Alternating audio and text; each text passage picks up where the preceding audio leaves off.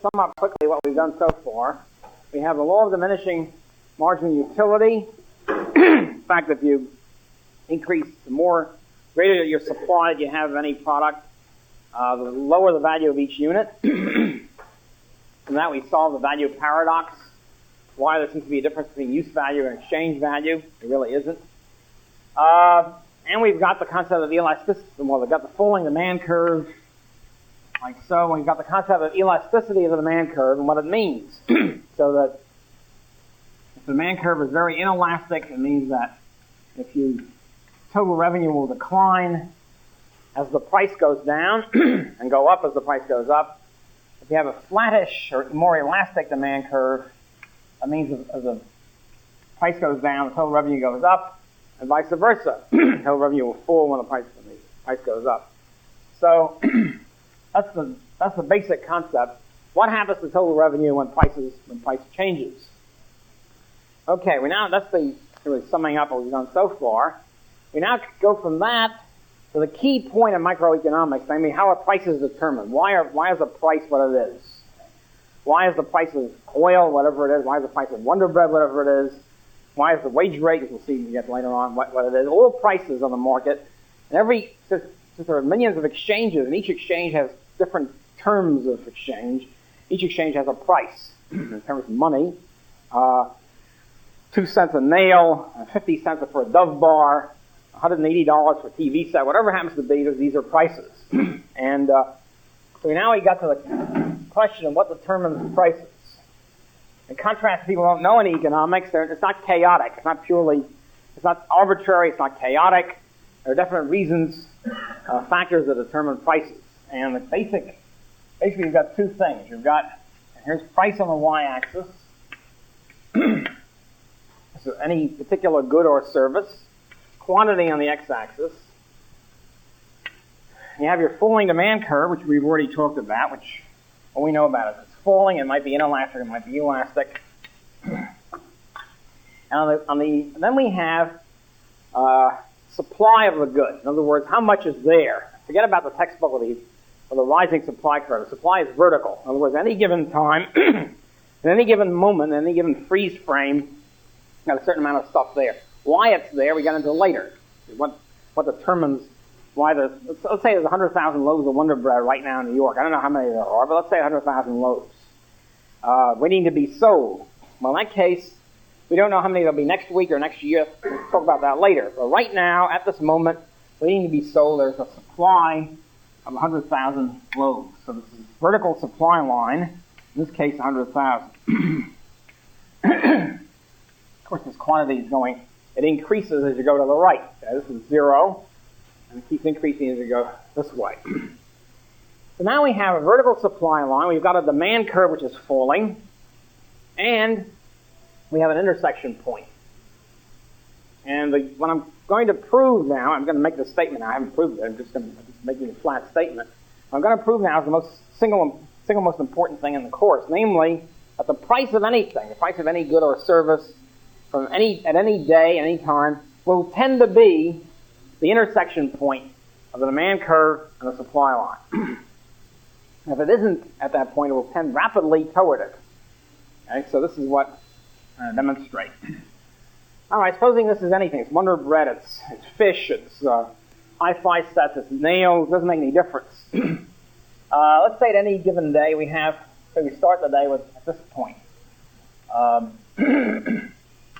Let's say the price is, it's Wonder Bread, let's say it's $1.50 a loaf. It starts at $1.50 a loaf. I'll add $1.50 a loaf. This much will be bought. That's what we already determined that. The demand curve tells you, excuse me, how much the consumers will purchase or the buyers will purchase at any given price. If at this point, let's say they purchase 70,000. Well, they've produced 100,000. There's 100,000 loaves ready to be sold. They're only selling 70,000. In other words, what you've got is a gap between the supply ready to be sold and the amount purchased, the demand. This is an unsold surplus. In other words, at this price, the supply is greater than demand. The amount of goods available to be sold is greater than the amount purchased. If there's anything businessmen don't like, businessmen are motivated here by two very simple motivations, actually one, to make as much money as they can and to avoid losing any money. In other words, to maximize their profits and to avoid losses or minimize losses. They're losing money by not selling this thing. They bought the bread. The retail stores have bought the bread. They ain't selling it. And they find out they only sell it. How do you sell an unsold surplus? Well, they try it. They lower the price a little bit. And by God, if they lower the price, they find they're selling more Wonder Bread. Or whatever else it is. Gear shifts or apples or whatever. As they keep selling it then, they find out the unsold surplus is gone. And so they keep lowering the price until they get to this point here, the intersection point.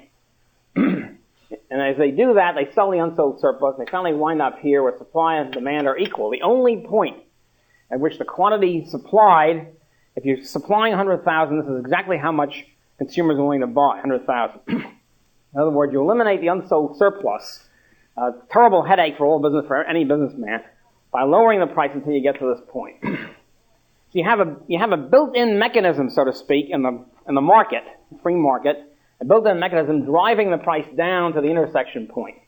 Because the higher the price is, the greater the unsold surplus. And as I say, as you keep lowering the price, you find out by trial and error, you find out very quickly, as you lower the price, you sell more until finally the unsold surplus is eliminated. On the other hand, supposing you start off the day with a price that's below the equilibrium price. Let's say this is $1. Say you start at 75 cents. Okay? It's supposed to be horizontal line here. At 75 cents, you can sell the whole 100,000. There's something else happening here. People are willing to buy now because you have a falling demand curve. They're willing to buy 120,000 loaves. They're trying to buy 120,000 loaves. They can only find 100,000. In other words, you have a situation of demand being greater than supply, what's also called excess demand. You have people trying to find the stuff and it ain't there. In other words, you have a phenomenon of empty shelves. Where's my Wonder Bread? Gee, we sold out at 11 o'clock this morning. Okay, so what happens then is the so-called shortage. So what you have then is a shortage. In other words, all of a sudden, my God, we've sold out. The businessmen realize, my God, if we can sell out at a cheap price, let's raise the price. Why are we losing money on this thing? We're foregoing a lot of money. And they find out as they raise the price, the shortage is getting progressively eliminated. And so finally you get to the intersection point where there ain't no more shortage. The shortage disappears and they make a lot more money that way, obviously. Much better for a businessman to sell 100,000 loaves at $1 than to sell 100,000 at 75 cents. So, what you have then in the market, every place in the market, the entire market economy, the reason why it works, I mentioned, I think before, last week, it always works. Always works meaning there's never any shortage and there's never any surplus. In other words, there's never any unsold surplus for any length of time. Disappears very quickly. Never any shortage because it disappears quickly. And the reason is the prices are flexible and the motivation to arrive at this intersection point is trying to increase your profits and trying to avoid losses. And by doing that, the free market economy is such, which it always wipes out, and very quickly wipes out all shortages and all surpluses, is that you always wind up at this equilibrium point. It's called an equilibrium point. The intersection point, the intersection price, it's called equilibrium price. The reason it's called equilibrium, once again an analogy with physics, physical sciences, something is in equilibrium when it tends to stay there, and if displaced from that point, will return to it quickly. Okay, so that's exactly what happens here. In this case, it's a pretty good analogy. I'm not a fan of physical analogies in economics, but in this case, it's a pretty good one. Namely, that it tends to remain there, and if it's displaced from it, it goes back, and it goes back very quickly, on a day-to-day basis.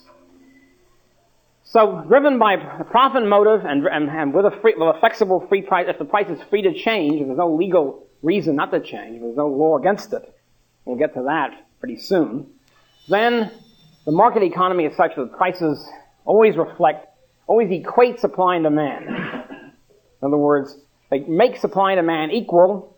This is also called clearing the market. In other words, clears the market of any excess supply or unsold surplus and of any excess demand or shortages. And already you see why it is. Say in a market economy, you never have any surplus or shortage. In a so-called planned economy, in socialist economies or semi-socialist economies, one of the important features of them is constant problems of shortages and surpluses. I remember, and this is not because it's particularly important, but it just sticks in my mind. I remember Newsweek had mentioned that many years ago. All of a sudden in Russia they had a toothbrush shortage. Why a toothbrush shortage? Well, the bristles were in Omsk and the handles were in Tomsk, and somehow they never meshed the two things. They forgot or whatever it is, overlooked it. They couldn't bring the bristles and the handles together.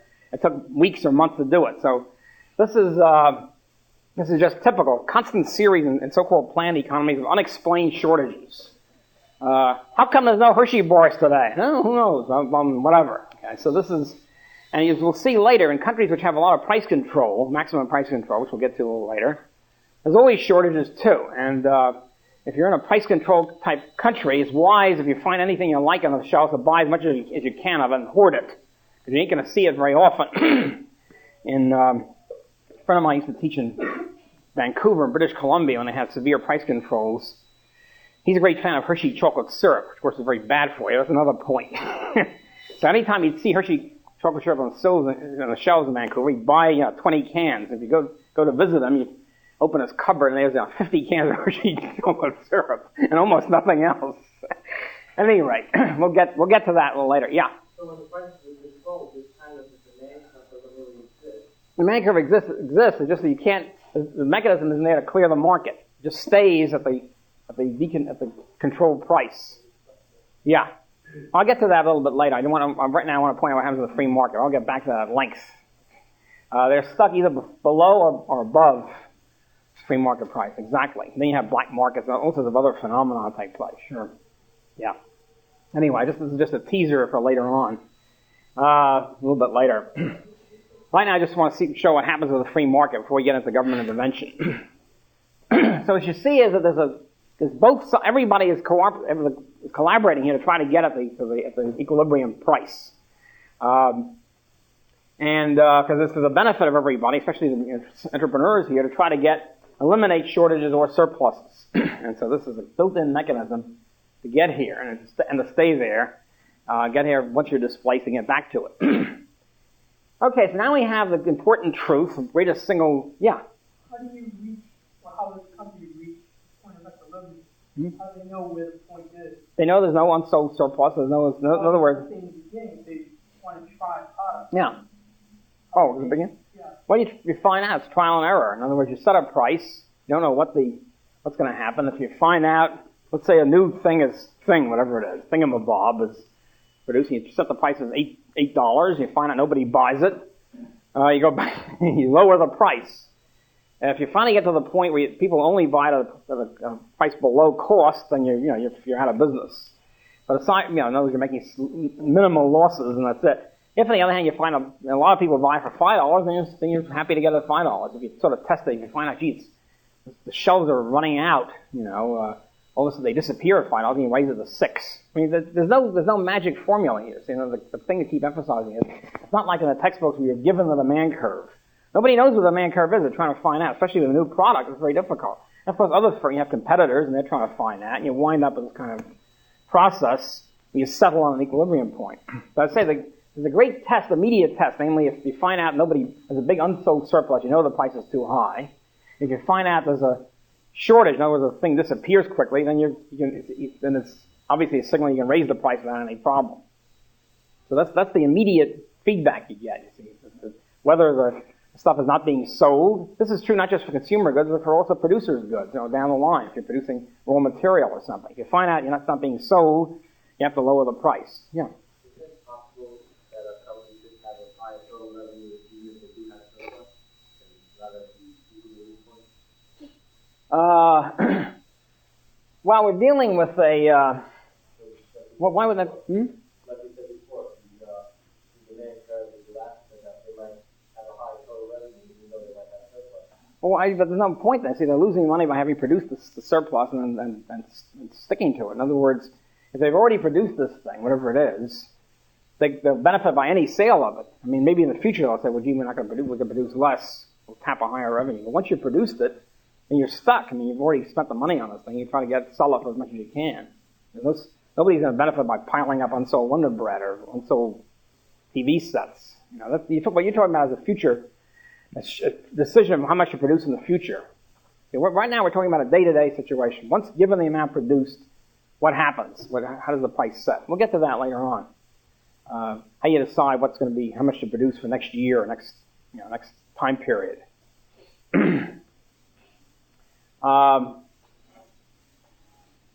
Okay. So we have this built-in mechanism for arriving at the free market price, and it will be the intersection point.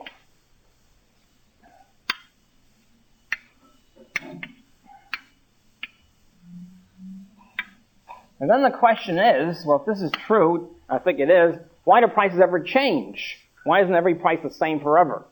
Now, obviously, the reason why prices don't change is for one of two reasons, or both.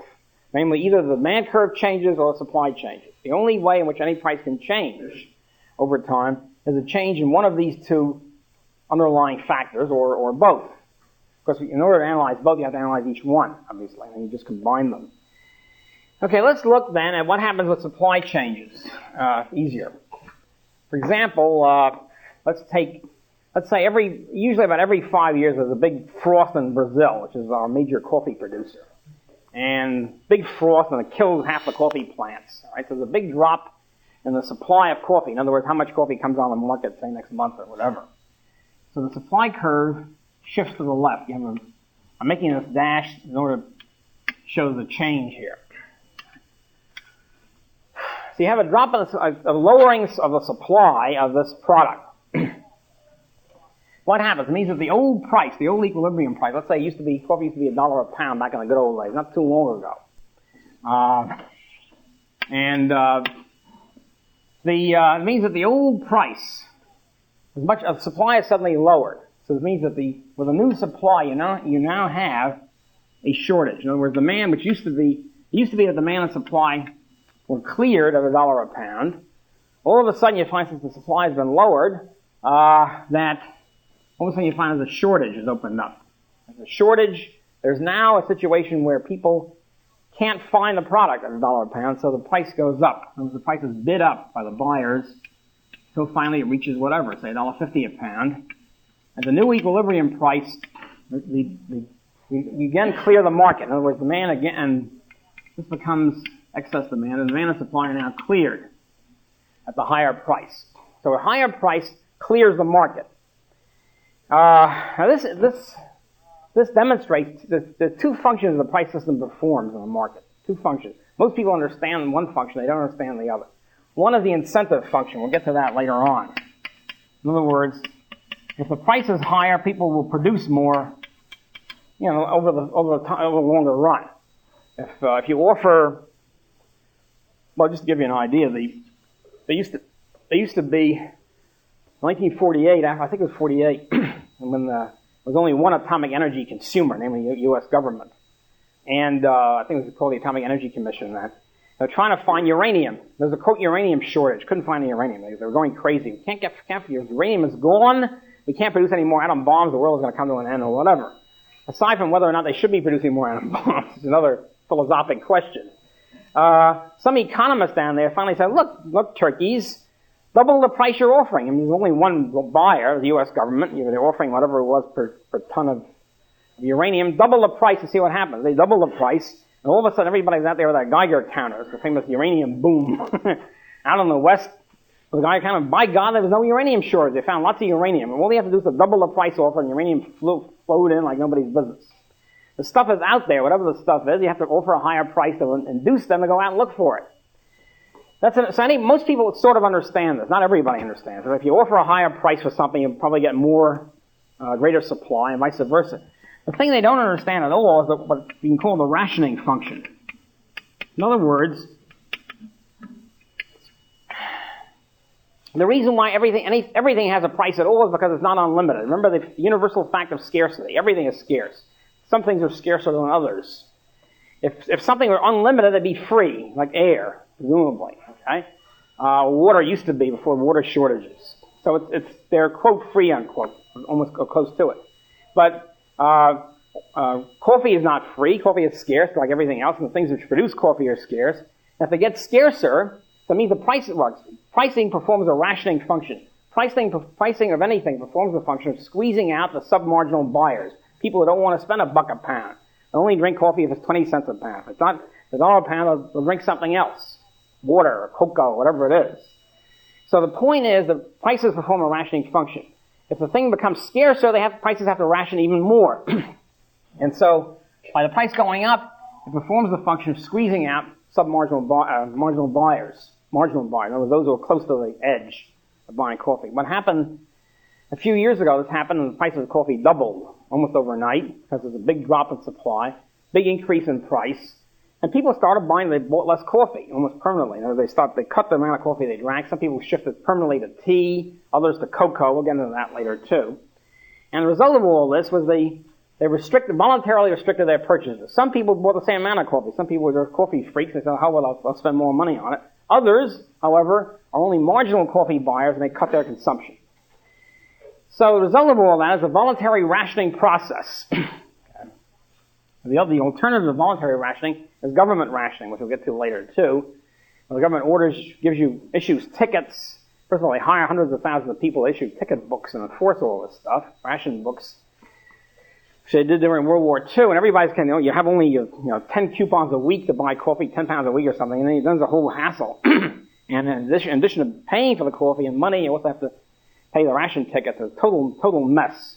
At any rate, but there it's compulsory. It means if you buy more than 10, whatever it is, 5 pounds a week, whatever it is, and you're illegal, state of illegality, you can go to jail. What the price system does is do this voluntarily in accordance with each person's value scale, in accordance with how much they value coffee, vis-a-vis everything else.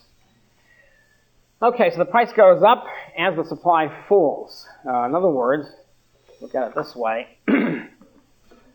A drop in supply of X leads to an increase in the price of X.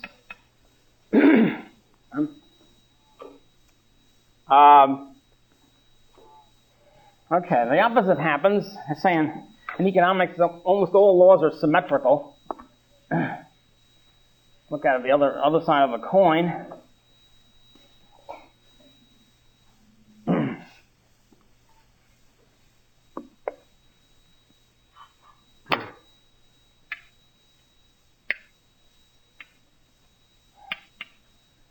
Okay, here we have coffee is flowing back in. You have a big increase in coffee production. The climate's better, whatever it is. Right? There's an increased fertilizer, different techniques. So the supply of coffee goes up. This means that at the old price, where demand and supply are equal, all of a sudden you have a bigger supply now. You have instead of X amount of coffee, you have more than that. This means that at the greater supply, you have at the old price, you now have a excess surplus. You have unsold surplus of supply here. Because supply has increased, it's still up at this price.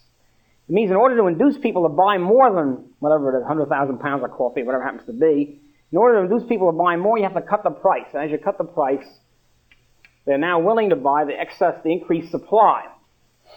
And so the price falls to get back to a new equilibrium point where supply and demand are again equal. So this, in other words, you eliminate the excess supply and you wind up with supply and demand being equal. So we conclude that an increase in the supply of X will lead to a drop in the price. And this is what happens. Of course, the coffee thing is a beautiful example because this happens all the time. The coffee...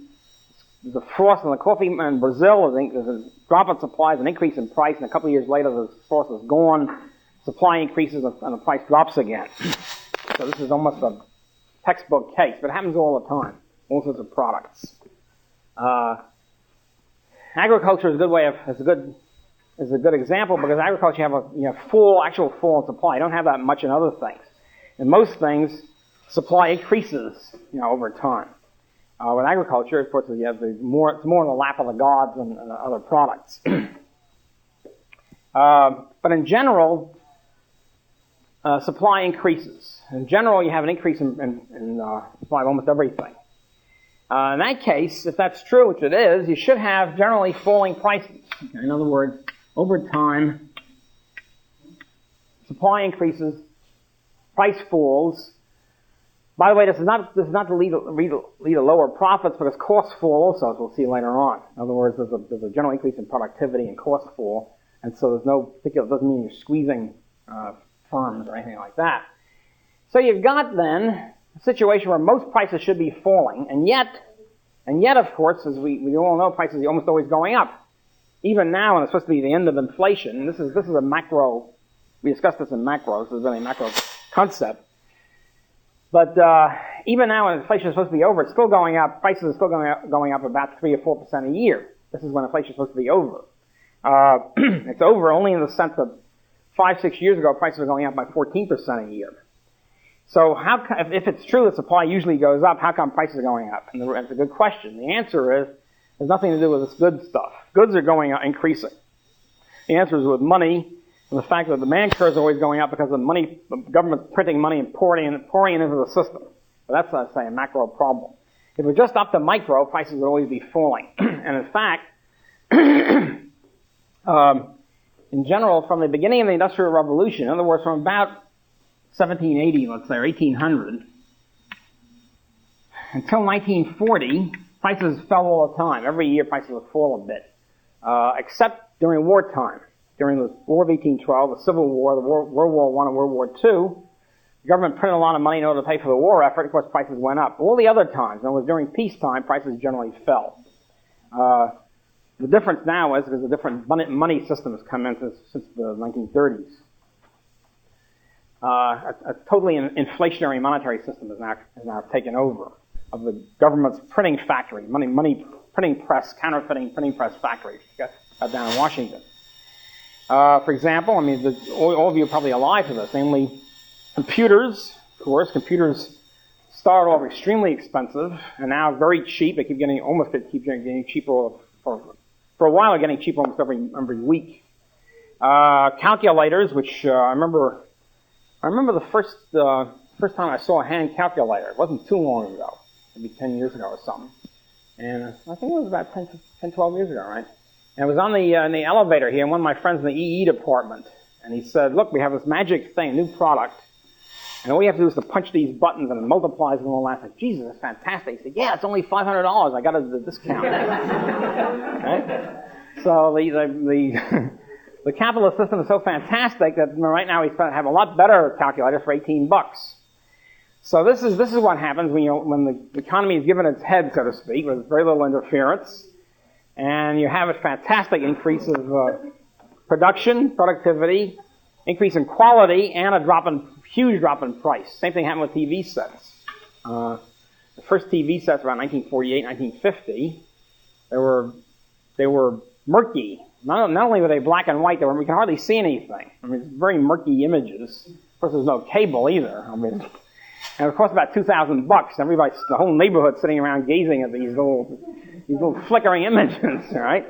So now you have, even with inflation, even the fact that the dollar is worth 1/5, let's say, what it was in 1948, even so, the prices are fantastically smaller and much better, much higher quality. Enormous. I mean, you have to take price per unit quality too, you see.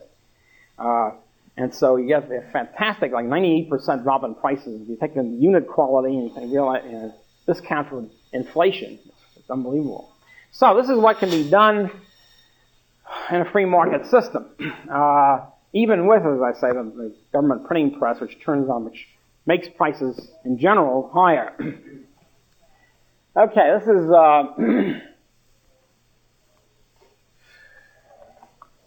so in other words, with the supply changes, you don't have supply increases. You'll have supply drops. You have an increase in price, and supply increases. You have a fall in price. And now, one thing I'm going to stress here, which every micro teacher always stresses this, and always makes the point, and always says that half the students at least will get this wrong on a test, and they're always right, even though it seems to be a simple point. It seems to be something which can be very, very difficult to get through the heads of students. Namely, the difference between when you increase supply, for example, you're going down the existing demand curve. The demand curve is defined as the locus of responses to price. In other words, given X, the price of so-and-so, how much will be purchased? That's what a demand curve is. So therefore, the one thing which can't change the demand curve is a change in price. The one thing which can't change the demand curve, by definition, is a change in price. Because the demand curve is defined as responses to price. So if you have an increase in supply, it does not increase the demand curve. It increases the quantity demanded going down the existing demand curve. Okay? This is the curve itself. As the supply drops, you're going up the existing demand curve. You're not, the demand curve as a whole doesn't shift. You're going up, you're decreasing the quantity demanded because you're going up the same demand curve. We haven't gotten to the shifts in the demand curve yet. That's the next step. I just want to point out the change in price will only go up or down the existing given demand curve by definition. Okay. That's a change in supply. The other thing which can change is the demand curve. In other words, the demand curve can shift. So why would the demand curve shift? Well, it doesn't shift because of response to price, as I said. There's one thing you can't shift in response to because that's how it's defined. It can shift because of inflation. In other words, if the government prints more money and gives it or spends it so everybody gets more money, they'll have more money to buy on everything. So it means the demand curve as a whole will shift. Every demand curve will shift upward. In other words, at any given price, everybody will spend more money or buy more goods try to buy more goods for every given price. In other words, the demand curve as a whole shifts upward and to the right.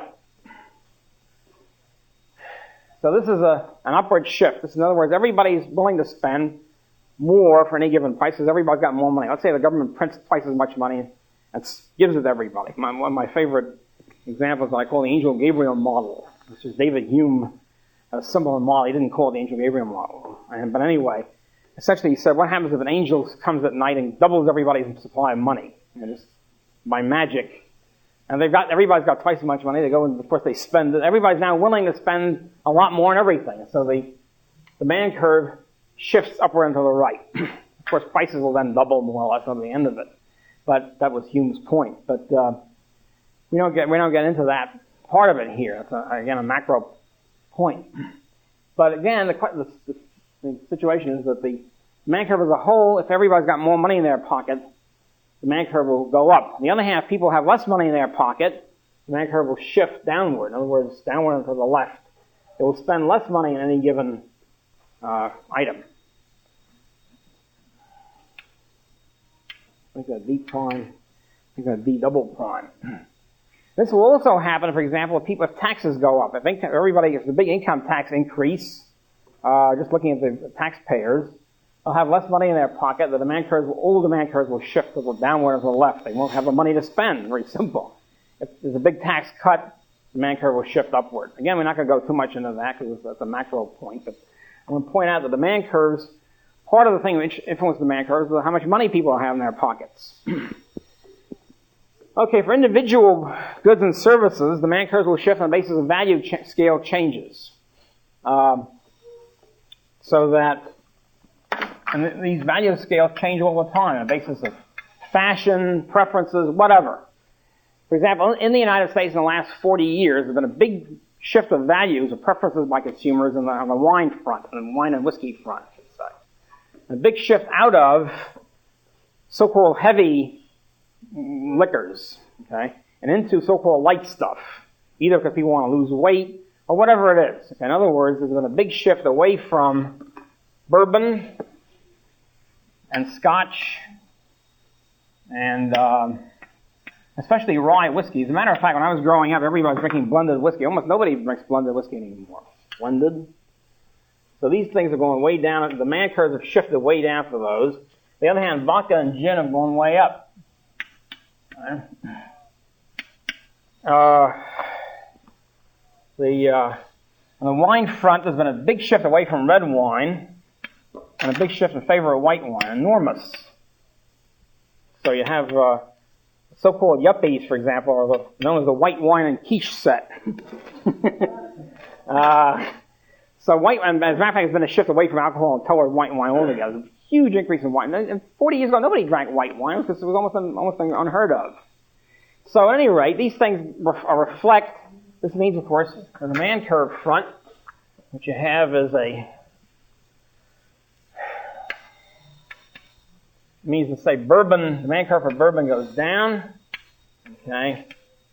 Means people are now, means that the old prices will fall, and that the old prices, there's now a surplus, unsold surplus supply greater than demand. The price will have to fall to meet it. On the other hand, say with vodka or white wine, there's a big increase in demand curve. The whole demand curve shifts upward, and it means the old price is now a shortage, so price will go up. So in other words, an increase in the demand curve for X, in other words, the whole curve shifts upward. That's what an increase. And when we just use the phrase or the word increase in demand, it means the entire demand curve. It does not mean this thing here when supply goes up, say, and your quantity demanded increases. If you just use the phrase increase in demand, it refers to the entire curve. It means that any given price, people will buy more of it than they did before. That's what it means. Okay? So it means the entire demand curve goes up, say here to here, and so an increase in demand for X will yield an increase in price of X. On the other hand, a drop in the demand for X, say for bourbon, will yield a drop in the price. Because people will not buy the same amount, but buy less at any given price. They will not buy at the old price, but buy less than they did before. There's an unsold surplus. The result of this, the impact of these demand changes, will result in changes in supply. And now we get to what causes producers to produce the thing in the first place. Because so far we've been talking about supply being given. Supply is 100,000 loaves or whatever, and that's it. Now we begin to talk about what determines supply. Why do producers produce 100,000 to begin with? How do they determine how much to produce? And the next step we'll get to is how these demand changes impact on that. Okay, let's take a 10-minute break and we'll go back. Let's turn the step, namely, why are decisions made to produce as much as are being produced? Why do they decide to produce 100,000 loaves of Wonder Bread and not 50,000 and not 200,000?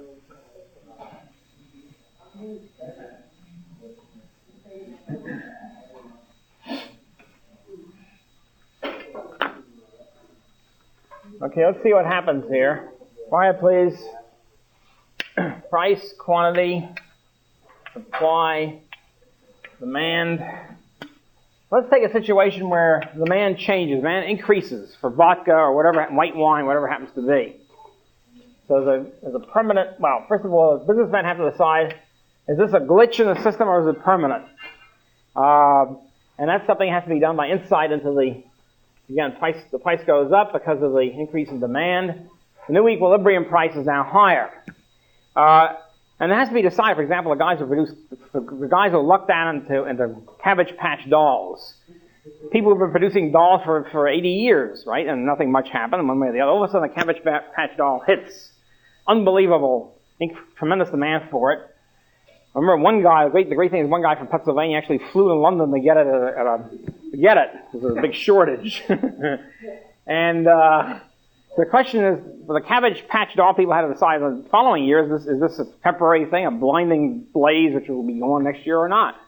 Well, it still continued at a certain, it fell off a little bit. So they have to decide, is this a sort of a permanent thing? Okay, with white wine, they figure vodka, yes it is. And so what then happens is, if they figure, well, this is going to be a permanent increase in demand, tastes are changing, basically, et cetera, then they will gear up and produce more vodka for the future. In other words, they start changing the situation, getting white grapes instead of red grapes for the white wine, and they gear up, and how long this takes depends on the technological situation. Depends on how long it takes to produce more vodka or more white wine or more calculators or whatever. And so the length of time depends on the technology of the product. But at any rate, it means that over time, because the increase in price means more profits, it means that there's a greater price per product being sold than before. They gear up and they produce more of it. So over the years, supply curve will then shift. In other words, the next year's supply line will be higher, will be to the right, shifting to the right, et cetera. You wind up, let's say, after about a few years, with a permanently new supply curve, which is now which reflects the increased demand for vodka. In other words, so this means you have a time situation, a time period situation where in year one, let's say, the price goes up. And the first thing that happens, the demand curve for X goes up. This increases the price. A year later, the supply goes up a little bit in response to that, and so you have the price going down a little bit. Increase the supply of X, a drop in the price, and so forth and so on, until you get, say, to here, where the price is down somewhere in between the initial one here and up there. And so as the supply goes up, the price of it then falls over time. So what you have is a series of vertical increases in supply going like that until finally you get a new final equilibrium point. In other words, this is a long-run equilibrium point. It takes 4 years or 5 years, depending on how long it takes to gear up for all this. So what you have is you wind up eventually with a permanent increase in supply and reflecting this permanent increase in demand for, say, white wine or vodka. On the other hand, let's take the falling demand. Bourbon, let's say, bourbon, there was a fall in demand for bourbon, demand curve for bourbon, and so you have a D prime, the new curve goes like that. At first you have a big drop as you have the surplus from the previous price is now unsold surplus, and you wind up with a lower price, and a new equilibrium price is much lower. Then if the winemakers, the whiskey makers, believe this is going to be permanent, this reflects a permanent change, a drop in demand for red wine or bourbon, then over the years they will supply less of it. They'll shift away from red wine into white wine, which of course is exactly what they've done. Much less red wine is being produced now than it used to be. Much more white wine. Doesn't mean all red wine disappears. There's always a margin. It's a question of marginal changes. Less bourbon, more vodka. And so what you have is a lower supply each year, and as the supply drops, you have price goes up again until you wind up somewhere in the middle. And so you have then over time, in response to the lower demand for red wine, you have a much lower supply, have a lower price and a lower supply relative to white wine. You wind up then with a permanently lower supply as a response to the lower demand. Okay? So in other words, over time, production when entrepreneurs produce something, they're doing it in anticipation of selling it to the consumer, anticipated demand. If the demand rises, it means if they realize, they expect it, then they will produce more to meet that demand. If the demand falls, they realize and expect it, means they'll produce less in response to that. It means over time, the consumers decide how much will be purchased, how much will be produced of everything. If they like a product and they go for it in a big way, calculators, computers, or whatever, a lot more will be produced. There's a huge shift of resources, land, labor, and capital, into this new industry. If, on the other hand, they don't like a product, they go away from it, resources will flow out of the industry, out of red wine into white wine, out of bourbon into vodka and whatever. Of course, you have, for example, a calculator. Before the calculator, I don't know if any of you have seen this, unless there's a technological museum somewhere. When I was going to college and taking statistics, they have what's called, I think, multiplying machines is the name for it, I believe. And they were big bruisers, huge, very heavy, and they have a whole bunch of keyboard, you keep punching it to get to multiply something and divide, and it took a long time. It took only slightly less time than doing it by pencil. And as they had a statistical labs which would take you hours to use these bruisers, and they of course, they're obsolete. They were totally obsolesced by calculators and computers, and so they should have. And some of these companies, I think, are no longer here. They're no longer producing that stuff.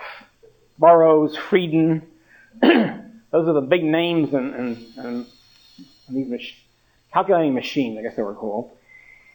And so less of them is produced. If any, right now, I guess 0 is produced of that stuff, and they shift other better products, which are demanded by consumers. In some cases, like the horse and buggy, there used to be millions of carriages being produced every year. There ain't no carriages except for the hansom cabs in Central Park. There's still a few. There's obviously some little hansom cab plant somewhere. They produce maybe one a year, something like that. But the hansom cab industry has fallen by the wayside, and so they should have. The automobiles come in to replace it. So So over the long run, and the long run is that long, consumers decide by their demand curves, by the value scales and demand curves, how much should be produced, where resources should go into, where land, labor, capital, science, whatever, engineers, where they should focus their attention on. And it's decided by the price system, through the price system, through demand curves and profit and loss system, who's going to make profits where, and this reflects the intensity of demand by consumers. That's how the system works. That's how resources get funneled into out of bourbon and into vodka, out of red wine into white wine, and so forth, out of calculating machines and into calculators, et cetera, et cetera, et cetera. Okay, so this is the so the demand curves.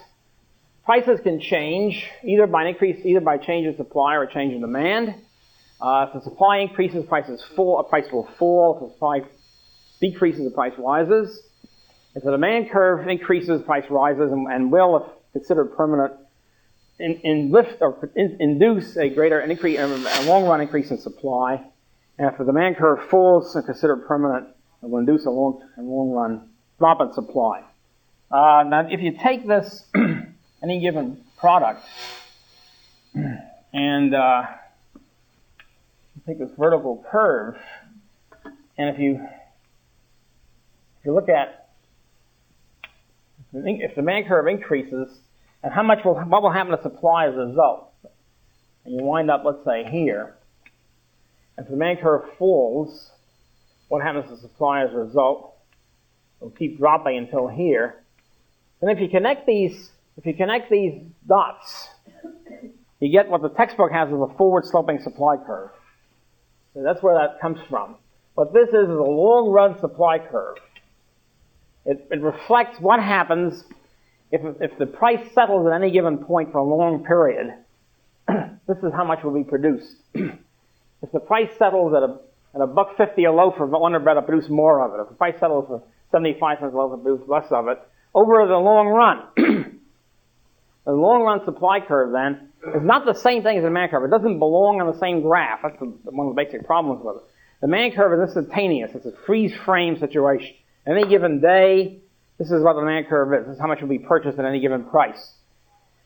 So the vertical supply line is the equivalent. That belongs on the same graph. That's the freeze frame. That's essentially today's supply. How much is available at the store to be sold today. The long-run upward-sloping supply curve is a third-dimension thing. It incorporates time in it. It's a long-run situation which tells you how much will be produced. In other words, if over time, if a lot more will be produced at a higher price, it'll be like that. If there'll only be a small increase in production at a higher price, it'll be something like that. It doesn't belong in the same graph. It's interesting, but it's not really, it's not relevant to immediate price determination. That's the problem with it. Also, the elasticity of supply doesn't make that much difference, but there's some interest. Most supply is elastic. I mean, if you offer a higher price, you'll get more, as I said with uranium. But it hasn't got the same importance as the elasticity of demand, because total revenue doesn't depend on it. If you sell more, you get at a higher price, you get a higher total revenue. You never have a lower total revenue at a higher price with a supply curve. Okay? So it doesn't really have the same importance. So that's why when dealing with day-to-day demand, immediate real demand curves and supply curves, I deal with a vertical. Whereas the forward-sloping one is the long run, looking over time for different products. One thing is, which you can deal with right now, is there ain't almost no such thing as a vertical supply curve. And of course, it's true in the long run. Rembrandts, there's not going to be any more Rembrandts being produced, because Rembrandt's dead. It's very simple. So the supply of Rembrandts is not only vertical right now, it's fixed forever. Except they might lose a Rembrandt and it'll go down. There's no way in which the supply of Rembrandts can increase, except if somebody forges a perfect forgery. It's very difficult because the technology of detecting forgery for art is enormous. You have X-ray equipment, all sorts of other stuff, you pigments, and there's a whole science of art detection. And there are very good forgers in the sense they paint as well as Rembrandt does. They can forge it, but they can't really get away with it technologically. So, and other things, on the other hand, are they're usually much more. You can increase the supply if you want to do it. And There's plenty of stuff, and we'll get to this later on when we get to energy. Since 1890, there have been so-called experts in the field of oil who claim that in 10 years oil will run out. Ain't going to be no more oil left. They've been saying this since 1890. In other words, the experts in 1890 said, by 1900, there's going to be no more oil. Why do they say that? Because it's very simple. I mean, you can use mathematical models, but basically it's very simple. What they do is this. They take proven reserves underground. Okay, so proven reserves, I don't know, I haven't got the figure. Let's say the proven reserves are 1 billion barrels, all right? And then they say, well, you look at the annual use of oil, annual consumption of oil. They say, well, it's 100 million barrels a year, annual consumption. So they conclude that, okay, it's very simple. They conclude in 10 years the oil's running out. It's a very simple extrapolation. The problem with it, and the same people more or less have been saying this since 1890. The problem with it is that proven reserves don't mean a damn thing. Proven reserves are only what they've already mapped. They know exactly where the stuff is. There's plenty of stuff down there which you haven't mapped yet. And so when the price goes up, well, let's say for example, let's say here's oil. Let's say we'll get to energy in detail later on, but let's say the supply starts going down for oil. As the supply goes down, we know now what happens. Price goes up. As the price goes up, you have two effects now, the incentive effect and the rationing effect. The rationing effect means that people will buy less oil. The marginal oil buyers are going to disappear. This, of course, is exactly what happened in the late 70s. The price goes up, they start conserving, quote unquote. They just buy less of it. They find ways to do it. Usually they say, gee, we can't buy less oil. Oil is essential in modern economy and all that stuff. This says nothing marginally. In other words, you can always buy less of something. Just like with the subways. You can always have one less subway ride a week. And this adds up if you have 1 million people do it. So, the price goes up, but you're going down the same demand, you're up the demand curve, in other words, with lower quantity demanded. And with the price going up, there's more incentive to go out there and look for oil. The price of oil is higher. We're going to go and start looking for it. And they go looking for it, and by God, they find it. There's lots of oil down there. It's just a question of it costs money to go and explore it, drill it, and all that sort of stuff. And as the price goes up, there's more of an incentive to drill for oil, and by God, they find it. And so what's been happening since 1890 is proven reserves keep going up, even with the annual consumption. Even with the annual consumption, there's enough proven reserves magically keep increasing. And the reason why technologists tend to overlook this, and they did that, the famous flopperoo on this was the Global 2000 report, that I think was submitted to President Carter in the mid-70s, who claimed that by 1980 or 1985, oil would disappear, plus everything else. They used computer models and big shot technology. The problem was there wasn't one economist in the lot. And they forgot about the price system. What marks everybody who's not an economist is they forget about the price system. They assume the prices are not important. And so that they assume that demand has nothing to do with prices and supply has nothing to do with prices. In other words, they assume that everything is vertical. Okay? And so what happens in real life is, as I say, when the price of oil goes up, people start buying less of it, and also they start looking for more of it. And so the supply keeps increasing. And this is exactly what happened, and refutes all these gloom and doom forecasters are constantly being refuted for that reason. We'll see later on, this is exactly what happened to OPEC. OPEC finally cut its throat. It took some years to do it, but they finally got to the point where non-OPEC countries were finding and producing more oil, like Britain and so forth and so on. At any rate, so this is now you're armed, you see. You're a technologist who are now armed with economic knowledge, which most technologists don't have. I'll give you already a leg up. And the next guy says oil is going to disappear in 10 years. Remember that you've heard that they've been saying this for 100 years now.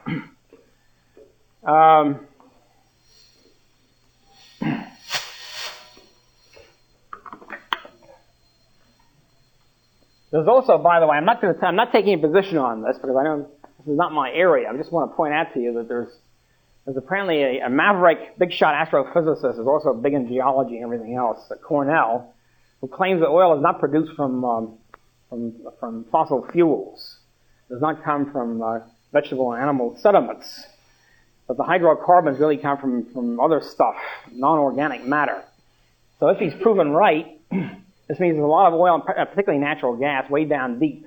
And so long probes will find a lot of stuff down there. If they do, then all the stuff gets shot to hell. Then there's almost no shortage ever, of especially natural gas. Anyway, Sweden is now having a deep probe, which will apparently test this theory. So it should come up in a year or two. Find out whether this is true or not.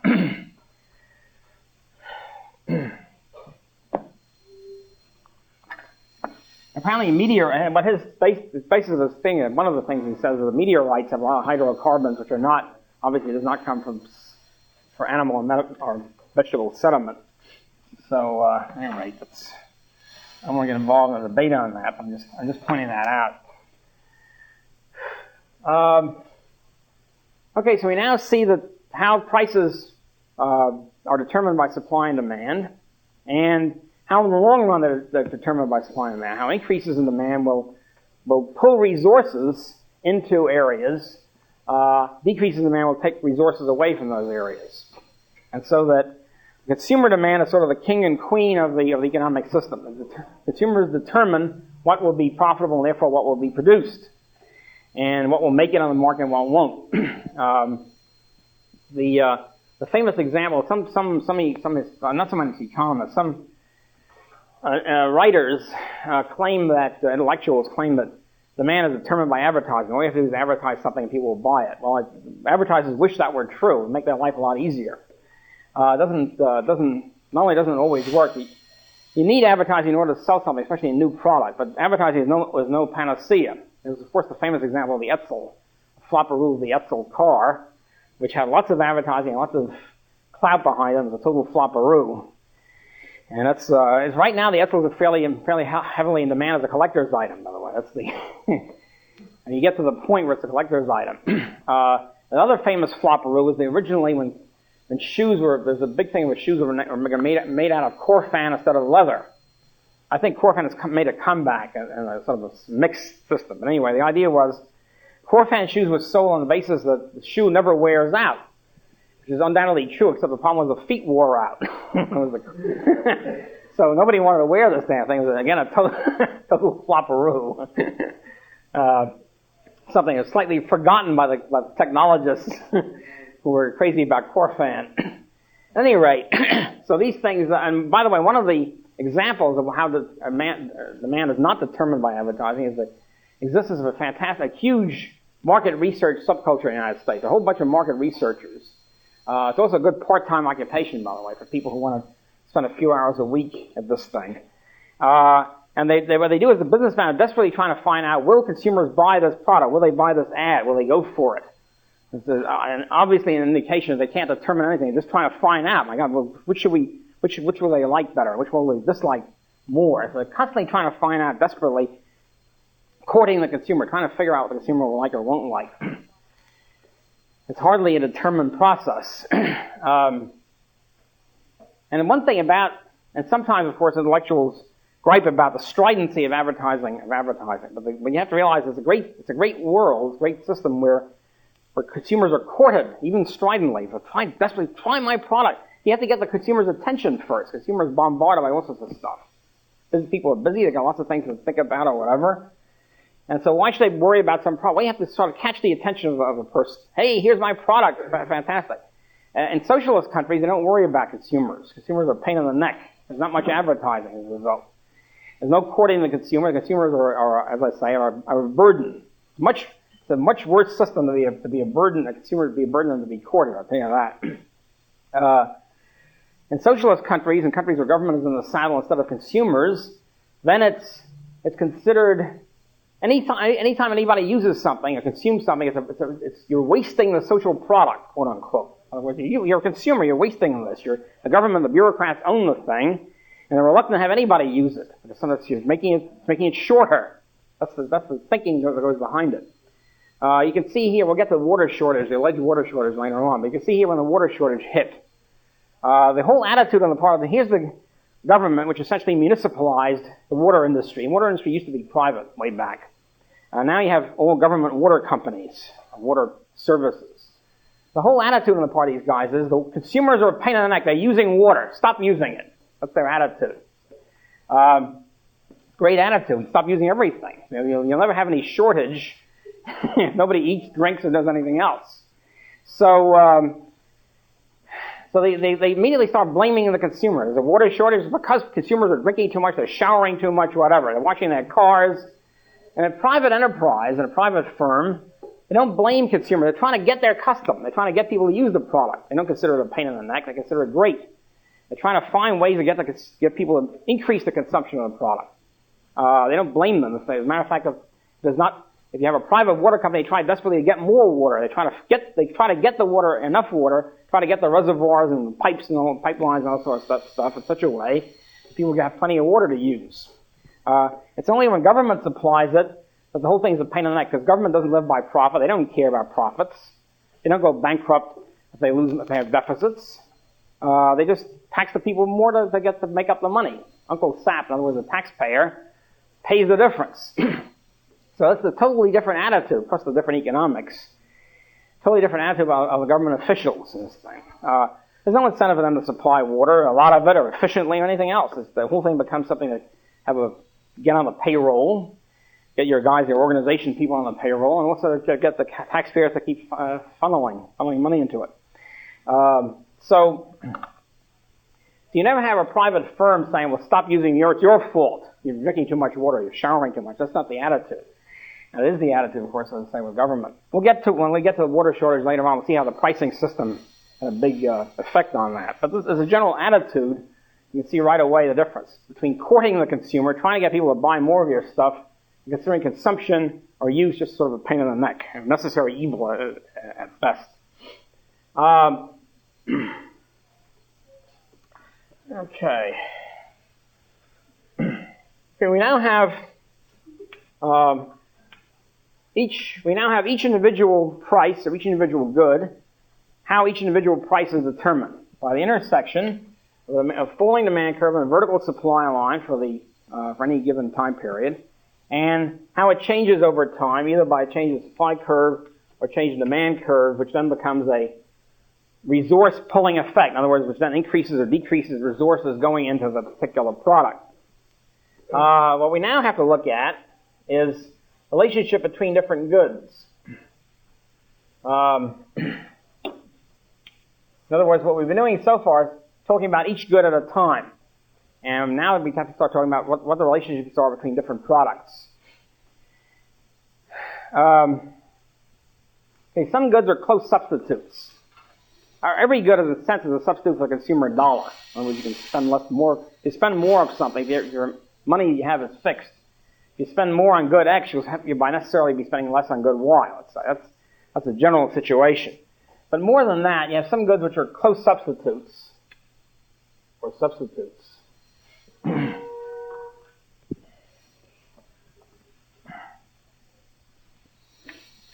And some goods which are not. And close substitutes have a different relationship between their demand and supply curves. For example, let's get to the coffee case. Okay. Coffee. And coffee supply falls because of a big frost, and price goes up. There are substitutes for coffee, which are then become intimately related to this thing. In other words, when people started buying less coffee because of the increased price, they shifted to other things like cocoa and tea.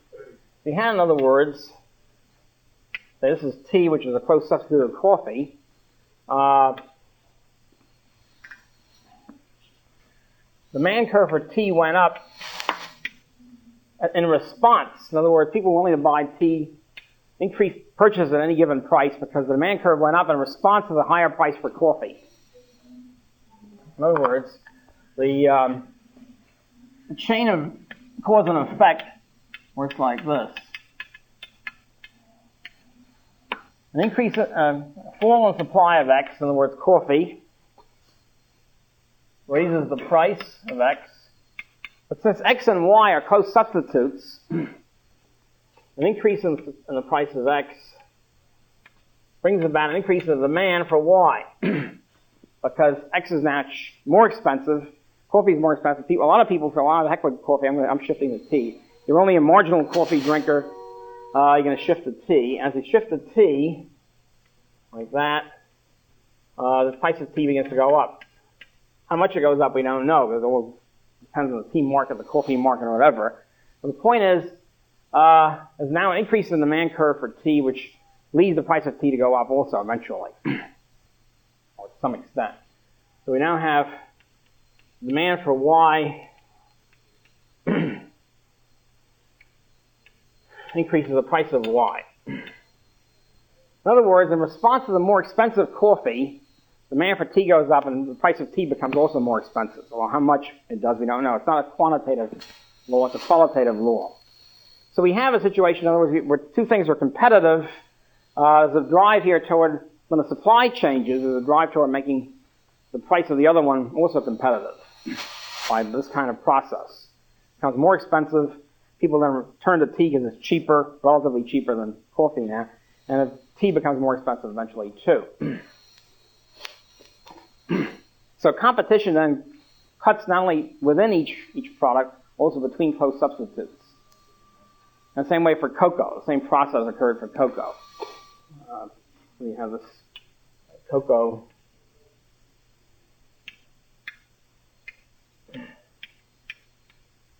We have demand for cocoa going up. Demand for Z increases. Increased price of Z.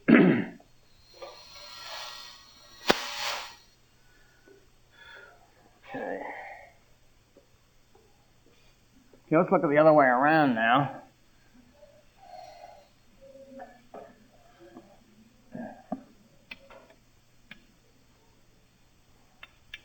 Increased supply of coffee. Coffee is now, frost is over. Price goes down.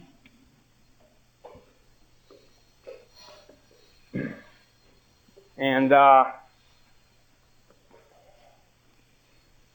the fact is that coffee is now cheaper. The demand curve for tea drops. So the whole demand curve for tea falls because coffee is cheaper. People are willing to buy less tea at any given price, and so the price of tea then drops in response to that. In other words, you just reverse the signs here. An increase in the supply of X will lead to a fall in the price of X, and which in turn will lead to a drop in the demand for Y, the substitute, and this will lead to a drop in the price of Y. Similarly for Z. Demand curve for cocoa falls, the price of cocoa falls along with it. So that's the close substitute. This happens all throughout the market, of course, not just for coffee and tea, but for everything. Substitutes for raw material, substitutes for machinery, metals, all sorts of things. Iron, aluminum, whatever. Aluminum and magnesium, all these things are substitutes in some way, one way or the other. They're not perfect substitutes, but they're close substitutes, and they affect each other's market, they impact on each other's market.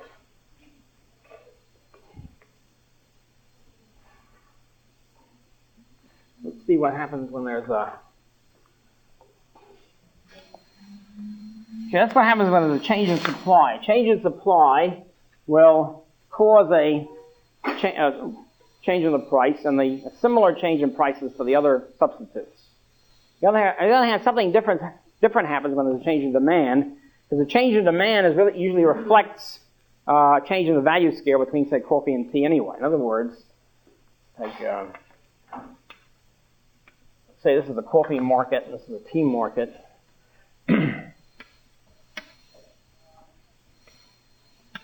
And let's say people begin to shift from tea to coffee. As a matter of fact, originally in the United States we drank mostly tea. Coffee was sort of a late addition. And so there's a big shift from tea to coffee. That means the demand curve for coffee goes up. And eventually, of course, supply increases in response to it. The demand curve for tea goes down, and the price falls. And eventually the supply will fall in response.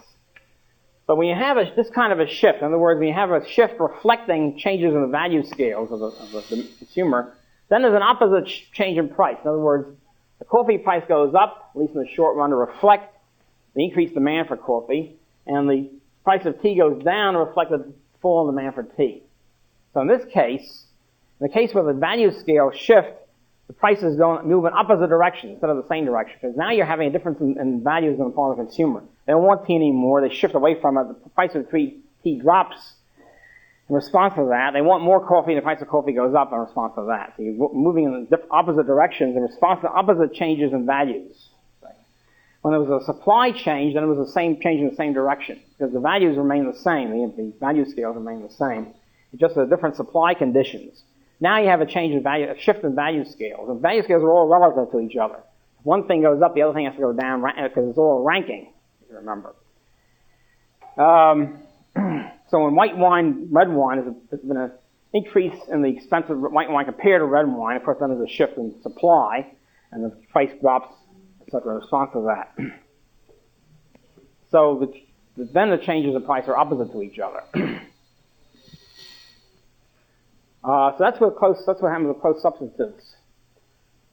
Okay, you've got a big dose here today, so I think I'll leave at this point.